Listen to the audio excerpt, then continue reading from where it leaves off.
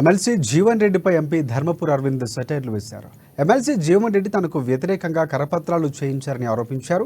మెట్పల్లిలోని తనకు వ్యతిరేకంగా పాంప్లెట్స్ పంచిన ఘటనపై అరవింద్ స్పందిస్తూ ఇవేం పనులు అంకులంటూ జీవన్ రెడ్డిని ప్రశ్నించారు.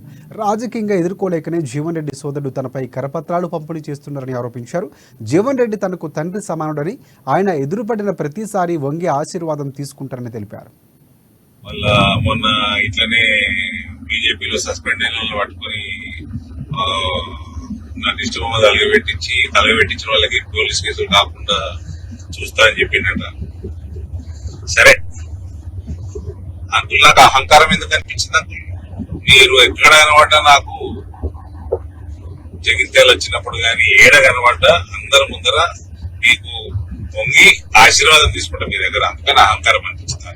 రెండోది, లేకపోతే మీకు ఒకప్పుడు భారతీయ జనతా పార్టీ ఉన్నట్టు 3,000 ఓట్లు 4,000 ఓట్లు జగిత్యాలు వచ్చినట్టు అట్లా ఈ మధ్య లేదు, మీ చెప్పు చేతల నడుస్తలేదు అన్న పరిస్థితి ఉంది. కాబట్టి పార్టీని పెంచడం